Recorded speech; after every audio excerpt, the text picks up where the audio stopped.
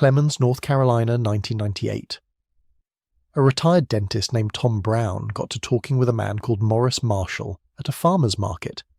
That conversation sent him looking in Iredell County, and in 1999 he found an apple called Yellow Pots, the first lost variety he ever brought back. That one apple was the start of roughly 200 rediscovered varieties.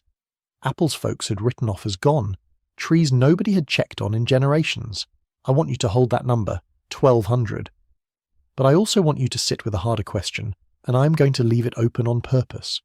Of those 1,200 apples Tom Brown found, how many actually live on? How many get grafted, planted, handed to somebody? A found apple and a saved apple are not the same thing. Keep that in the back of your mind, because I will get to it at the very end. Now let me ask you something plain. If the market closed on a Monday, could you name 3 apples that are not sitting on the store shelf right now? Most folks could not. Not because they are lazy. Not because they stopped caring. That is not a moral failing, friend. The shelf got narrow, and it got narrow while your grandfather was still alive to notice. Here is how narrow. David Benscotter, an apple researcher who has spent years on this, puts it at over 17,000 named varieties once grown across this country, with maybe 4,500 surviving today. Smithsonian Magazine in 2016 counted it a different way and landed close, calling it around 15,000 varieties that once grew in backyards and orchards everywhere. 15,000. And today, just 15 varieties account for about 90% of what this country grows commercially. That is the number, and I am not going to pretty it up. But here's the twist. That shelf did not shrink by accident of nature, and it did not shrink by some ban either. It shrank because a few apples got sold better than the rest. Let me tell you about one of them. In the 1870s, on a farm in Peru, Iowa, a grower named Jesse Hiatt found a volunteer seedling, a chance tree. He did not plant it on purpose. He called it Hawkeye, and by most tellings he tried to cut it down more than once before he let it fruit. That apple went to a contest. Stark Bros Nurseries and Orchards ran a fruit fair, and sometime in the 1890s Hawkeye won it. Sources split on whether it was 1893 or 1894, so I will just say the 1890s and leave it honest. C.M. Stark, the man running that company, tasted it and bought the marketing rights outright. Then he did the thing that changed your grocery bill. He renamed it. Hawkeye became Delicious, and later Red Delicious, and Stark Bros put the whole weight of a national nursery behind selling it. Understand what happened there? No law got passed. Nobody outlawed the other apples.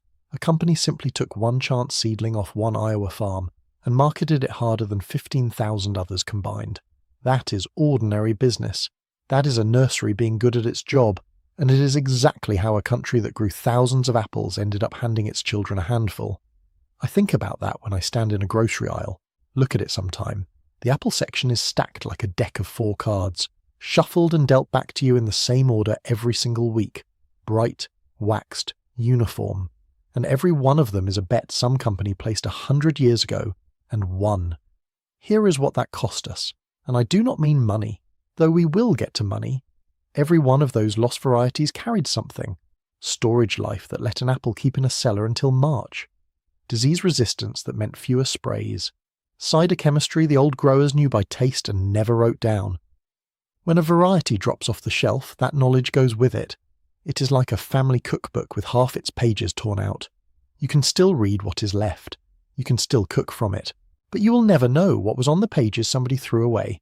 And you will spend the rest of your life half remembering a taste you cannot name. That is the real theft here. Not that a company got rich off an Iowa seedling. Good for Jesse Hiatt, honestly. The loss is everything nobody bothered to sell. The apples with no salesman, the ones that survived only because some stubborn grower kept a tree going out behind the barn, uncounted, unadvertised, waiting for a retired dentist or somebody like me to come knocking. So no, this is not a story about 4 apples. It is a story about the thousands that never got a fair contest. Hold on to one number, friend, because it is the reason I still climb into that orchard every March. Hold on to one number, friend, because it is the reason I still climb into that orchard every March. The number is about 4,500. That is roughly how many apple varieties are still thought to survive in this country today. The man who counts them is David Benscotter, an apple researcher out west. He set that living figure against the record itself. Over 17,000 named varieties, he says, once filled the American books. Sit with that gap for a second. 17,000 written down, around 4,500 left alive. That is not weather, and it is not bad luck. That is what happens when a nation forgets the names of its own trees. So I made you something. A free heirloom variety starter list built around that one number, the varieties worth hunting first before the count slips past 4,500 and keeps on falling. It is under this video, and it costs you nothing but the will to plant one. I am Christopher Marin, and my family has worked this same patch of ground for 7 generations. I keep a leather journal on the shelf that is older than your grandfather and older than mine. It belonged to Samuel Marin, my great-great-grandfather, and he wrote his apples down by hand. Names, graft dates, which tree bore in a hard year. I read from it the way some folks read scripture. When I tell you a variety was worth saving, more often than not I am reading Samuel's own line about it. Now let me show you where this is going. Out of order, on purpose. Number 2, the government keeps 6,079 apples alive in a single orchard in New York, and I'm not opening that vault until we are near the bottom of this list. Number 4, a retired dentist pulled roughly 200 lost apples out of one conversation at a market table, and I will not tell you how he did it until we get down there. Hold both of those. We are counting toward them. I put every one of these apples, and the grafting cuts that saved them, into a book called The Lost Orchard Almanac, and the link is under this video if you want the whole shelf in your hands. And do one thing before we start counting. Subscribe, not for me, but for these apples. Every person who follows along is one more set of eyes that might find a lost tree on an old fence line and get its name back into the record before it is gone for good. Number 7. W.H. Ragan, a pomologist with the USDA Bureau of Plant Industry. In 1905 he did what no one had managed before. On January 25th of that year he issued Bulletin number 56, Nomenclature of the Apple. He set out to catalogue nearly every named apple that had shown up in American print from 1804 to 1904. 100 years of orchards bound into one book, thick as a hymnal. That bulletin is the root of every thousands of varieties number you have ever heard, mine included. Here is your how-to. Before you plant a single tree, do not reach for a modern nursery catalogue first. Reach for the old record. Consult your regional heirloom lists and your state horticultural society archives, the county extension files too. Find what grew where you stand before you buy what a company wants to sell you. The payoff is plain money. A catalogued apple that commerce quietly dropped still carries traits, long-keeping, disease resistance, real cider chemistry, that are not for sale at any grocery store at any price. You cannot buy them. You can only grow them. That is number 7. Number 6 is one farmer and one lucky tree. Jesse Hiatt farmed near Peru, Iowa. Back in the 1870s, a volunteer seedling came up on his ground, and he almost cut it down twice. He let it fruit instead. He called it Hawkeye. In the 1890s, that apple won Stark Brothers International New Fruit Fair, and Stark Bros Nurseries bought the rights, renamed it Delicious, and sold it to the whole country. Here is the lesson your grandfather's people already knew. Do not yank every volunteer seedling on site. Let a promising one fruit a season or two. Then graft scion wood off it onto rootstock before you decide whether to keep the mother tree at all. The money in it is almost comic. A few dollars of rootstock and grafting tape against the full price of a named nursery tree. Hiatt could have run a tally of what that one seedling became longer than a church aisle, and it started with a tree he nearly lost to the axe. That is how thin the line runs between an empire and a stump. That brings me down to number 5, and 2 men who proved those apples were never truly gone. That brings me down to number 5, and 2 men who proved those apples were never truly gone. David Benscotter and E.J. Brandt run something called the Lost Apple Project, out in the old orchard country of eastern Washington and northern Idaho. These are not scientists in white coats. One is a retired federal investigator. In the 2019 season, working alongside Oregon's Temperate Orchard Conservancy, those 2 men rediscovered 10 apple varieties that the books had written off as extinct. 10 in a single season. That brought their career total to 23 kinds of apple pulled back from the dead. I am not guessing at that. Smithsonian Magazine reported it in 2020. 10 varieties named and confirmed. Now here is what I want you to see, friend. They did not find those trees in a laboratory. They found them on abandoned homesteads, old fence lines, pioneer farmsteads where the house fell in 80 years ago, and nobody thought to look. You can do this same work. Walk the old places near you. Look for apple trees standing like headstones along a fence line. Space too even to be wild, because a hand planted them once. Look for grafting scars low on the trunk, and look for trees near an old stone foundation. That is the sign of an orchard somebody tended. One caution, and it matters. Get the landowner's permission first, every time. A rediscovered tree is worth nothing if you are trespassing to reach it. Here is the money in it. When Benscoter and Brandt find a lost tree, they do not need a grant to save it. They cut scion wood and graft it, and that costs a few dollars in materials. Compare that to a formal breeding program which burns years and institutional funding to develop one new variety. One old tree saved for pocket change. That is the arithmetic of the old ways, and it carries us straight to number 4. Number 4 is a man who started with nothing but a conversation. Tom Brown of Clemmons, North Carolina. In 1998, Brown was standing at a farmer's market when he struck up a talk with a man named Morris Marshall. That talk pointed him toward Iredell County, and in 1999, in that county, Brown found and named his first lost apple, the Yellow Pots, his first of many. Because since that day, Tom Brown has rediscovered roughly 1,200 lost apple varieties. The Washington Post laid it out on November 4, 2023. Hundreds upon hundreds of apples your grandfather knew, brought back by one retired dentist with a notebook. Understand how he did it. He did not start with a database. He started with a farmer's market handshake, worth more than any database, because a database only holds what somebody already wrote down.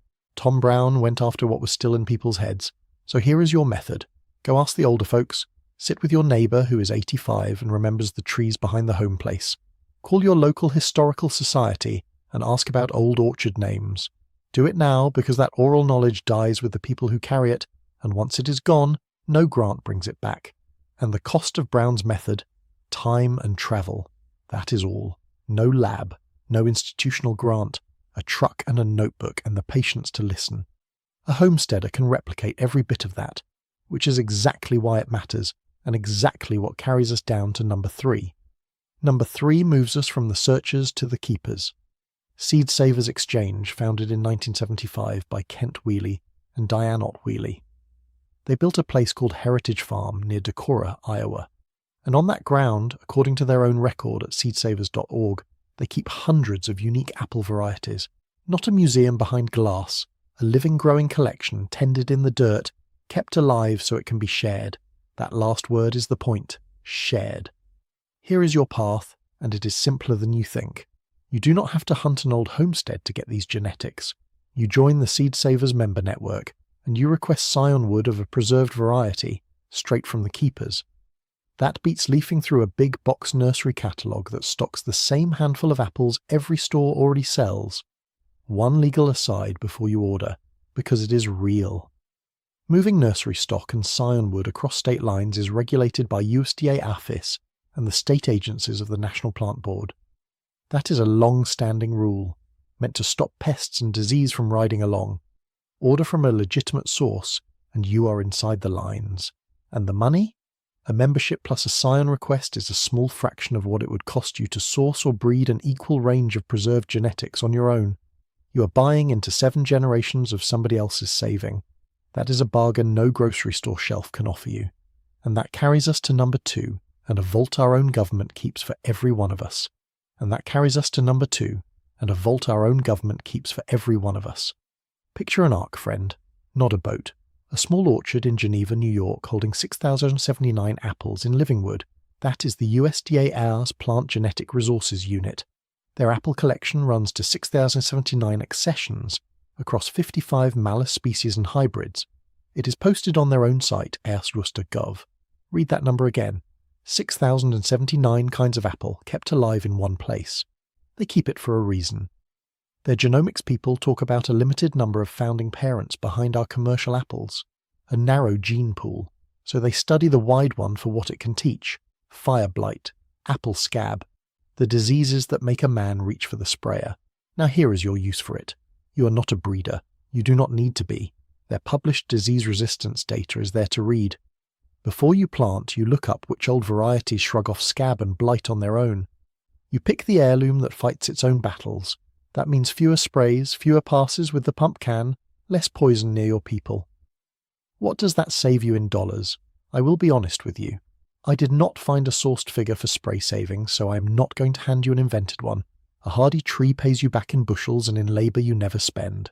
Take the resistance and let the accountant stay home. 6,000 apples in a government orchard. That is number 2. And it points straight at number 1 because a vault preserves the seed, but somebody has to sell you the tree. Number 1, Ron and Suzanne Joyner, Big Horse Creek Farm, Lansing, North Carolina. A family nursery. Roughly 350 heirloom apple varieties kept by hand. They sell scionwood and custom-grafted trees straight to you, and they keep a public master variety list right there on bighorsecreekfarm.com. 350 names you can order by mail. Here is how you make it yours. You order the scionwood, then you graft it in the dormant season with your own 2 hands. Match the scion to the rootstock, both about 1/4 to 1/2 inch thick, 1 long diagonal cut on each, a second cut the tongue 1/3 of the way down. Slip them together so the cambium meets, wrap it tight, seal it. That is a whip and tongue graft, the way Iowa State Extension teaches it. One more thing. Moving nursery stock across state lines is regulated by USDA APHIS and the state plant boards. Order clean, from folks who follow it, the money. Picture a paper price list that slides as you buy. Century Farm Orchards, a nursery just like it, prints theirs plain. $26 a tree if you buy 1 to 4, $24 if you buy 5 to 9, $22 for 10 to 19, custom above that. The number slides down the more of the old ways you carry home, so that is the count. Now, the close. Your one job this winter is simple. When the trees go dormant, cut a pencil of 1-year wood and make that whip and tongue graft, 1 tree. That is where a home orchard starts. And I want to hear from you. Tell me in the comments which lost apple in your county I should hunt next. Name it. The old name folks used before the store did. The one that gets the most comments is the one I build next. None of this loss was your doing, friend. You did not misplace 15,000 apples. They were carried off while your grandfather was busy surviving. But the inheritance is still here, in living wood, waiting for a hand to hold it, and I owe you an answer. Way back I asked what becomes of a rediscovered apple. Here it is. Tom Brown found roughly 1,200 of them. Found. But not all 1,200 are grafted, propagated, and offered to the public yet. A rediscovered apple is not a finished apple. It is a tree that needs the next set of hands. That is the whole point. The work is not done, it is past. Next time, I want to chase the thread I left hanging. Somebody made year-round, look-alike apples possible. Some company, some year, some cold storage technology that let a handful of varieties fill every shelf in every season. I will tell you now, I do not yet have that name and year pinned to a source I trust, so I am not going to guess it on the air. I am going to go find it and bring it back proven. If this is your kind of work, subscribe so the next family finds it too. Not for me, for the fellow down the road who still has a nameless old tree by the fence and does not yet know what he is holding. Keep the old ways, they kept us.